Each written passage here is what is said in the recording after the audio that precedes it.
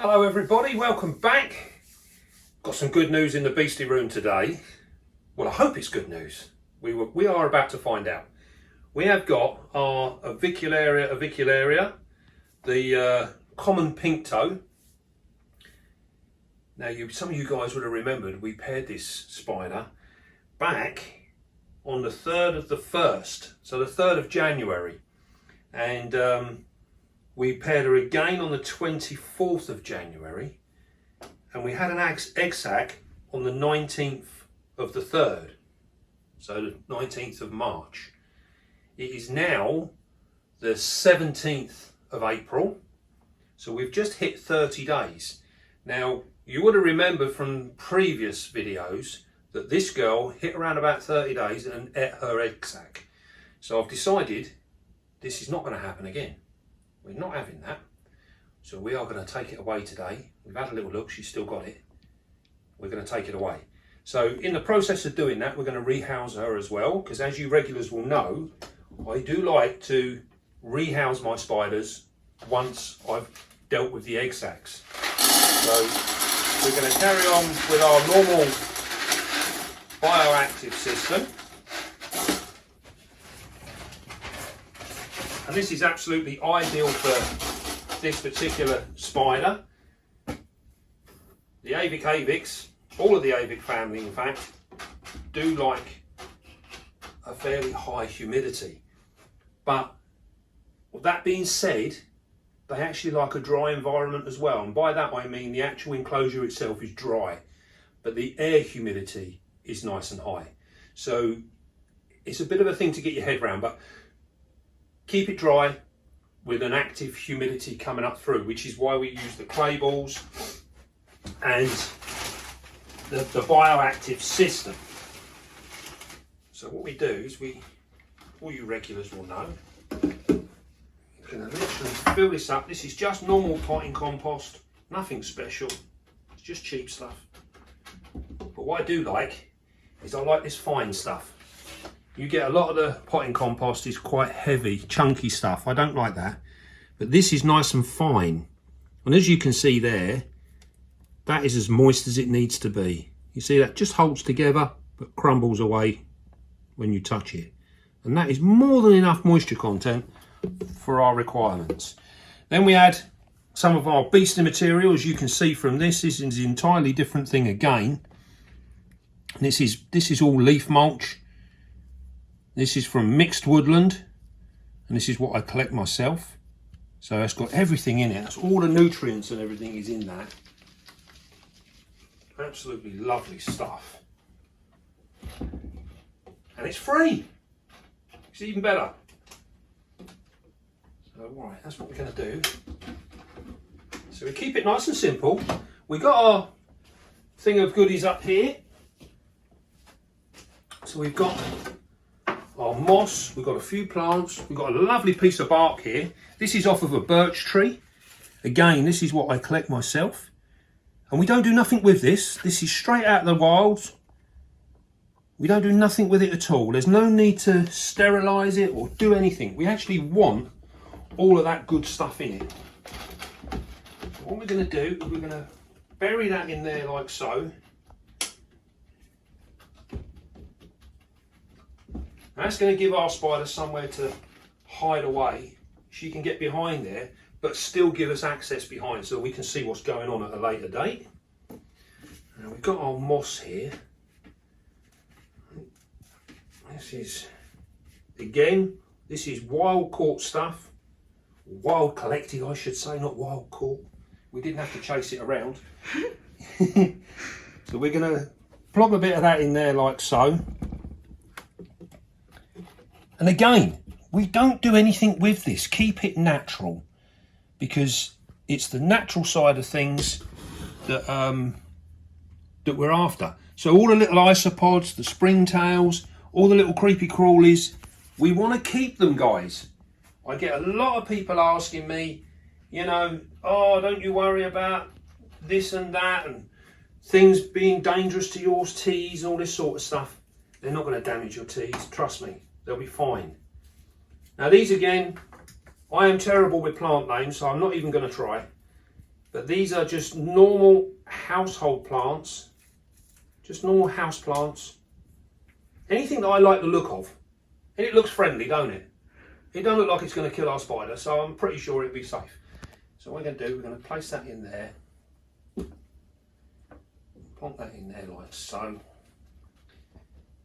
Now with the plants with the Avics, it is a little bit hit and miss in terms of the fact that they will web up an awful lot. Now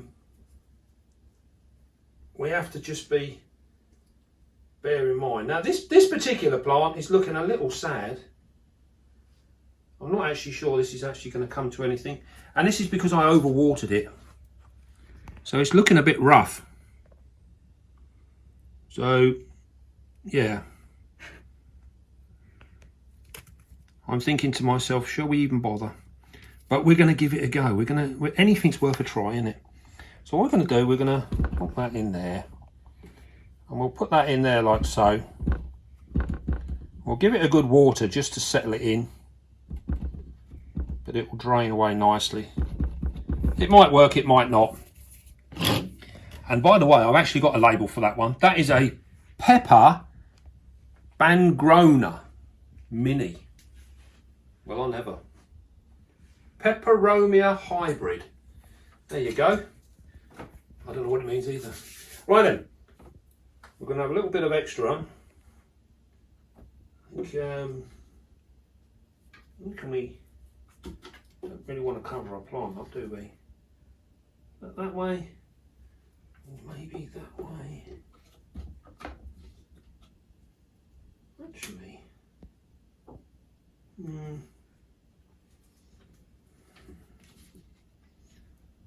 come on, David, wake up.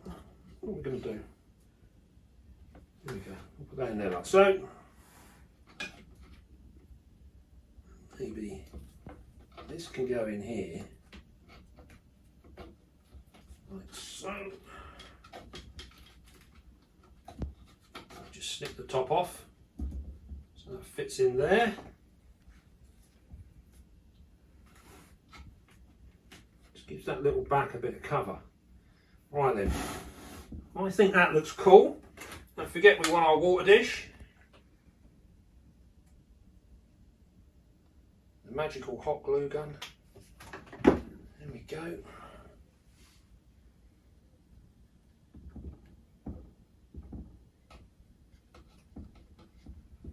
Just put that on there. Forget double water to set it off. There you go, she's ready to rock and roll. There we go.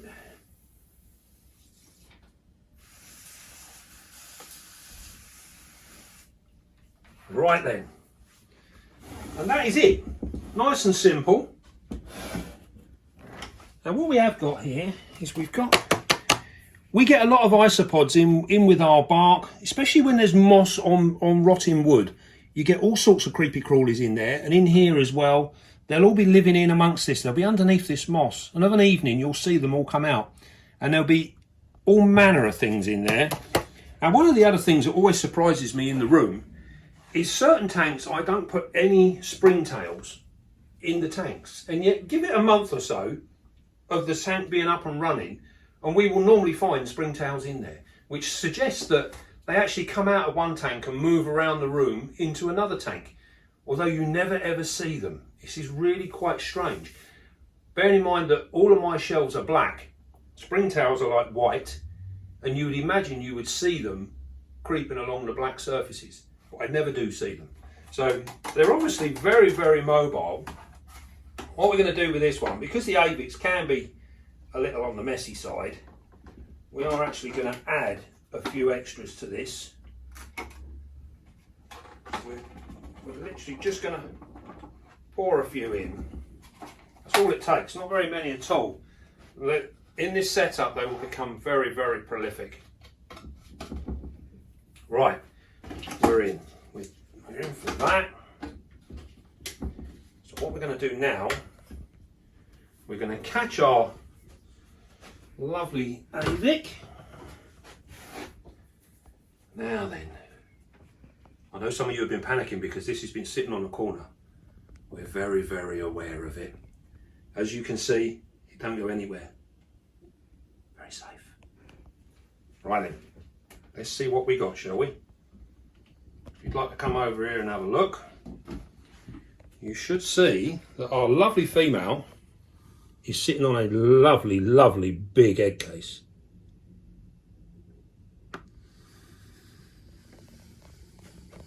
This is what every spider keeper hopes to see at some point or another. Absolutely amazing. Now we have,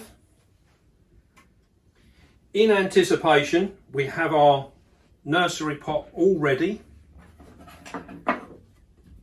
Now just because we've got an egg sac doesn't necessarily mean that it's a good one.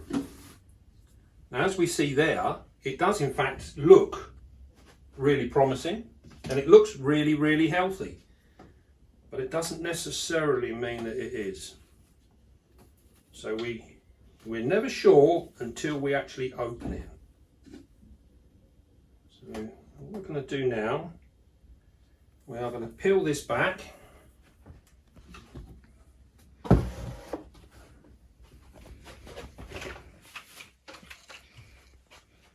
And we're going to see if we can't remove her from the egg sac. Now, generally speaking, the Avics are fairly placid. They're quite well behaved. Very thick webbing here.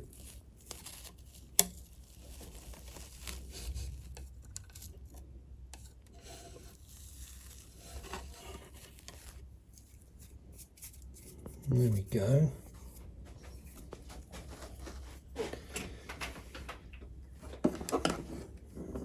So I'm going to see now if we can't.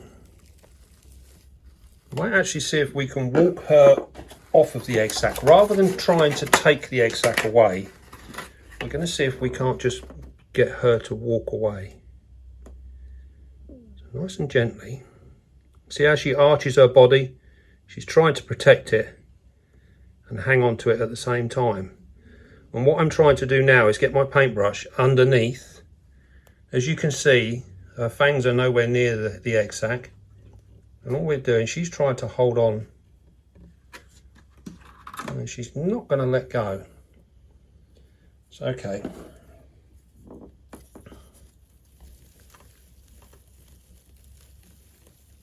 Let's see how we go. Right. Notice we've got no aggression so far. She's not going to let go either. There we go.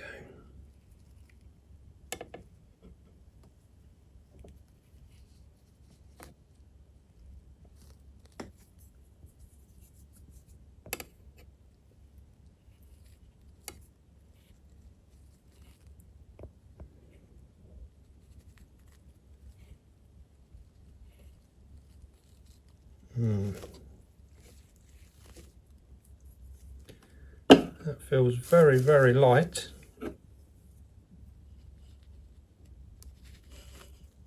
Can't actually get hold of it.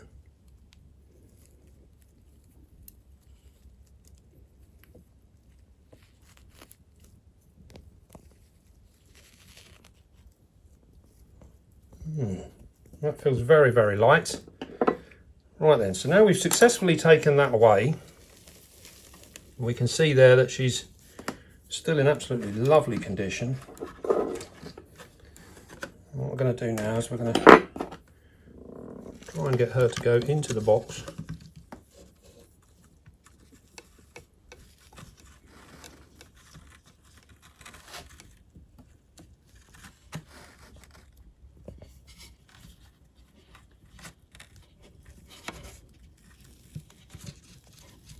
She still thinks she's got the egg sac.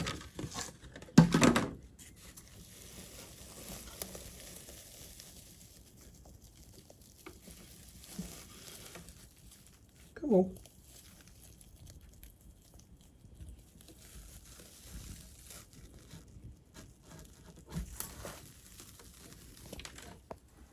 There we go. As you can see there, she is still holding on to the actual webbing, which she believes is still the actual egg sac. Very beautiful spider. So what we're going to do now is we're going to move her over to our nice new home.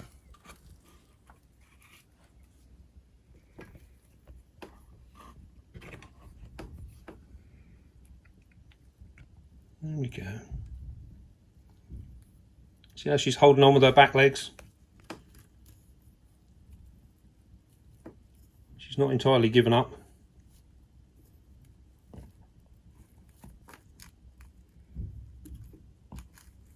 There we go. Here you go, missus.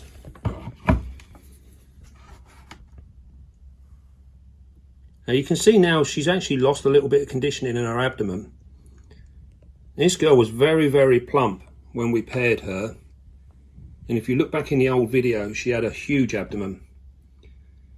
So this sort of suggests that these guys use an awful lot of nutrients when it comes to setting up their egg sacs. Because most of the spiders hold a really nice conditioning.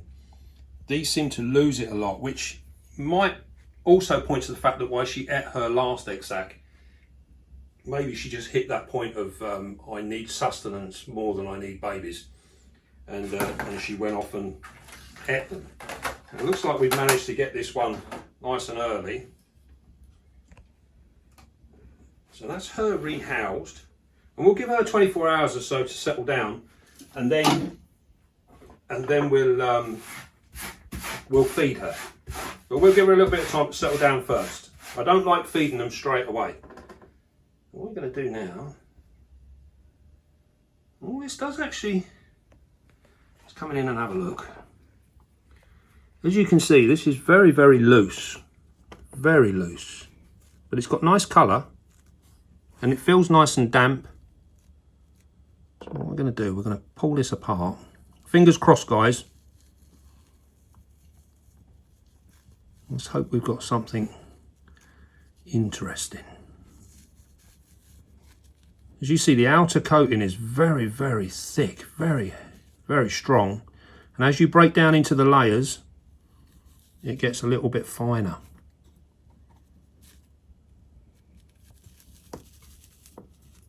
Be careful how you pull this apart, because as you pull it apart, it sort of closes it up. We don't want to squash anything. Here we go, we're getting down into it now, guys. Oh, here we are. Notice they're pink. Would have rather been black. Oh, look. You got babies. Now then. Amazing.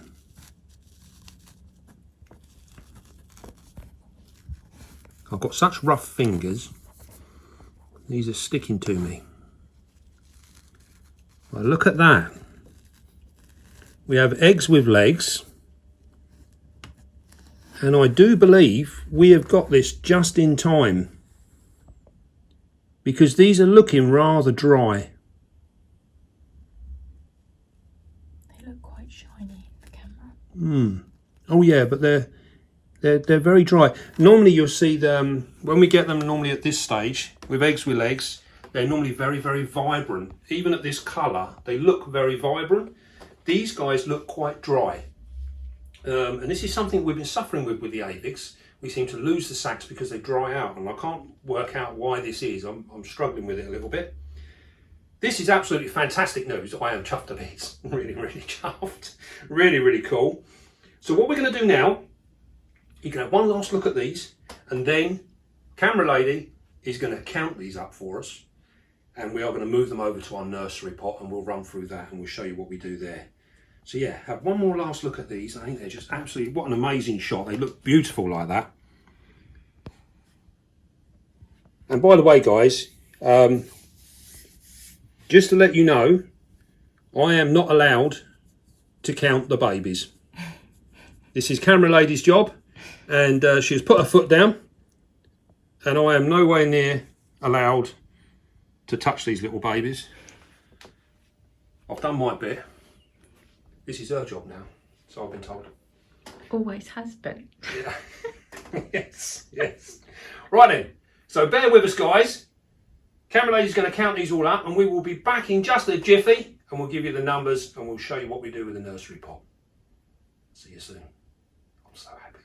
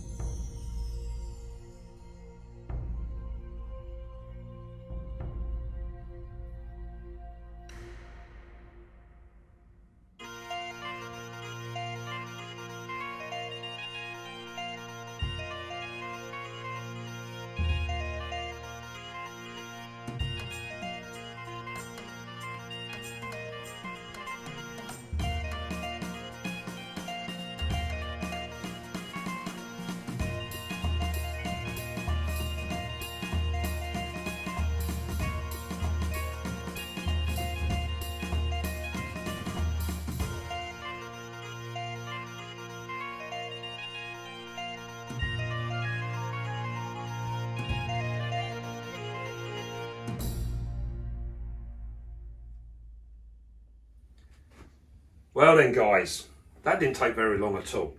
And this is one of the benefits of pulling a sack a little bit early, is we're not chasing them around. I say that in the royal we. Camera lady's not chasing them around. So what we got here now, this is absolutely amazing news.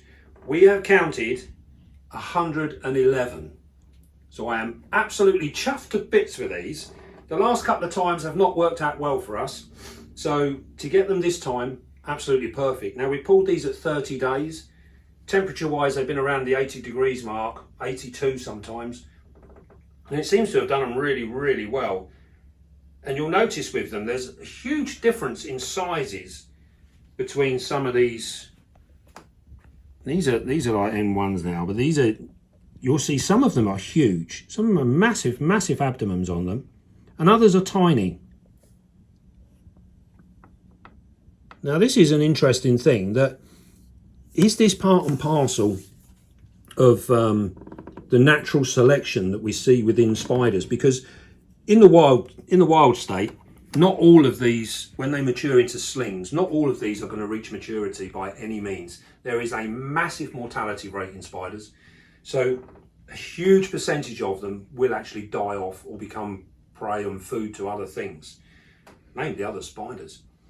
So we are really, really pleased with these. So what we've got our little nursery pots here. Now, for those of you that have not seen these before, this is just a normal size tall deli cup. We take another one, we cut the bottom off, and that gives us half of a deli cup. And then all we do is we take some stocking material and we just plop that over like so.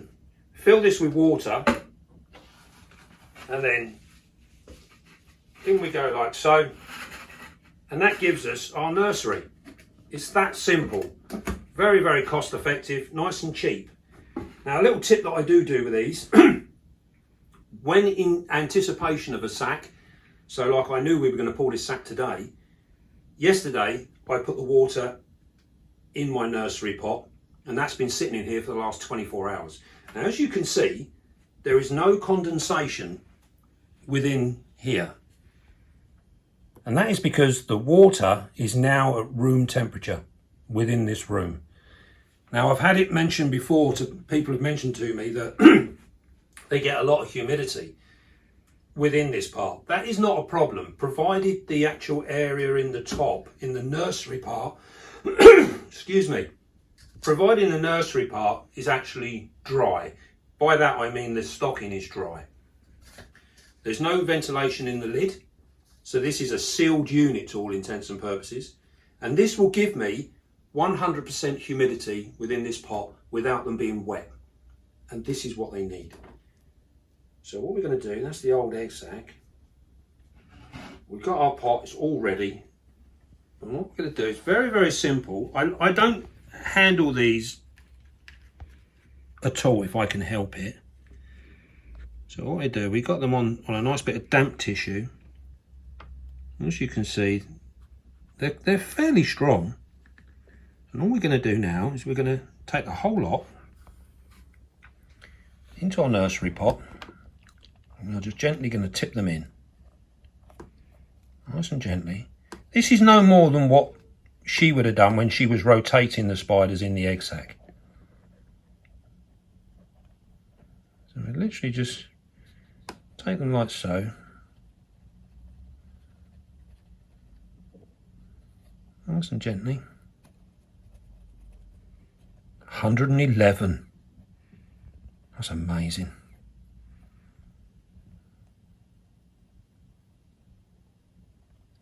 There we go.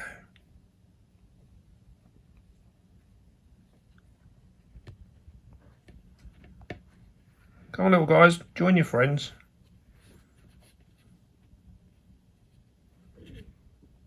Here we are. So there they are, all in their nice new pot.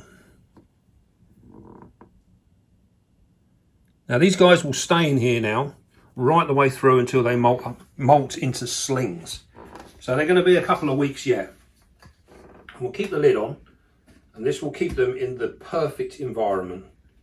And then what I'll do now is this tub will go up on one of the top shelves where it will sit around about the mid-80s in temperature. And that will be absolutely perfect for these. These will fly along. They'll actually improve all the time. Now, I've actually got these ones here. Just to give you an idea, this will show you. These are the Stromatopelma calcium. If you'd like to come over and have a look at these. These are in exactly the same pot. And we move these over as baby slings. And as you can see there, these guys are full-blown slings now, and we're still keeping them in a little communal like this in the pot, because the environment within this pot is absolutely perfect for them. So I keep them in these as long as I possibly can. So it just gives you a little idea of how long we can actually keep them within these pots. Right then. Well, that was absolutely fantastic news. I can't tell you how happy I am to finally succeed with these guys. It's they've been a bit of a nuisance in the past. Now, one last little look at her. Now, what we do with the bioactive system, as we said before, this is full of isopods, springtails, everything else. The clay balls in the bottom will collect any excess water, and then this in turn will hydrate through the enclosure, giving her the perfect living environment. All we need to do now is get her to feed up. We'll get some food in her tomorrow. Her abdomen's looking a little bit thin. They must use an awful lot of energy compared to other spiders.